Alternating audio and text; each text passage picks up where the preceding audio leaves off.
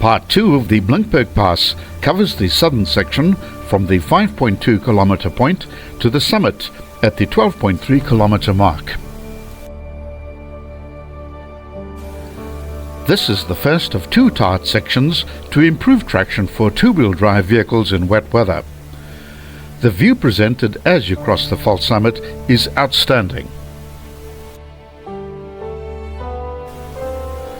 There's a short hike to a pretty waterfall tumbling into a swimmable rock pool that leads away to the right, with ample parking to the left on the remnants of an old quarry.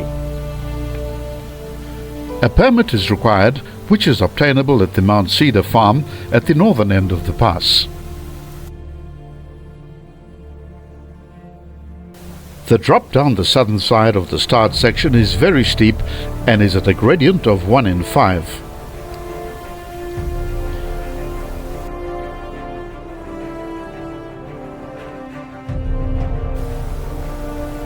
The waterfall trail leads off to the right and follows a wide footpath for about 1 kilometer down to a tributary of the Groot Rivier. The path then crosses the river via a small footbridge and heads south, following the western bank for about 2 kilometers. It's an easy enough walk getting there and will only take about 25 minutes, but the walk back is a stiff, sweaty climb which will take about 40 minutes for the average person.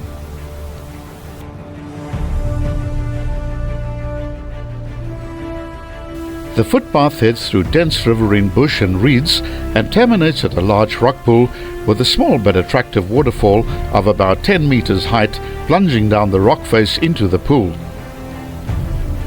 The water is clean and potable, and the pool is an idyllic place to take a dip when it's hot. Rumor has it that a leopard has been spotted near this pool.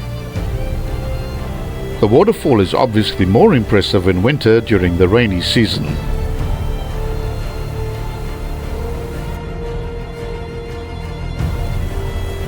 The next section of the ascent is once again gravel, and the going is fairly easy as the road meanders up the center of a distinct kloof. This kloof gets ever narrower as altitude is gained.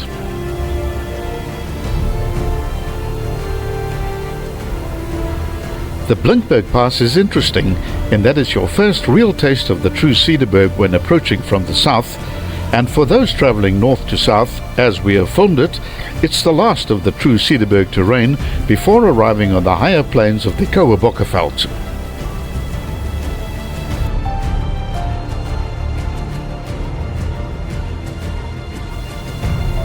The quality of the road is generally quite good, and the driving is a real pleasure as the altitude starts increasing, with the mountains becoming increasingly closer as you proceed further south.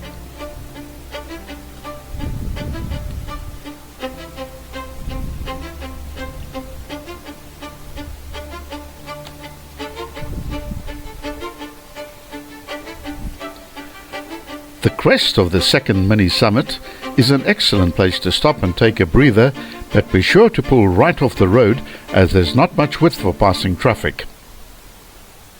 The road can be seen winding its way in both directions up to the next neck, and this is a particularly pleasant spot to take a breather and soak up the tranquility of the Cederberg.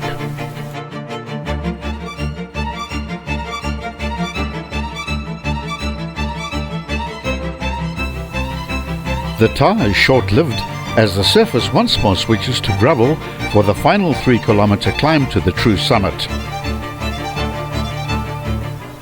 The gradients start increasing slowly, but eventually the final 500-meter section ramps up to 1 in 7.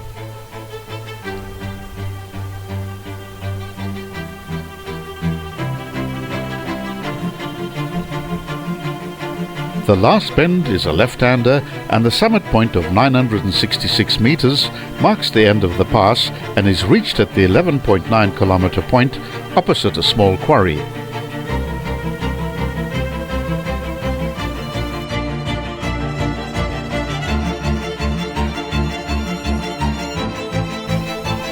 Drive on for a further 25 kilometers until you reach the Kachakama and Tankwa-Karoo intersection, which is a perfect spot to re-inflate your tires as it's tar all the way from there.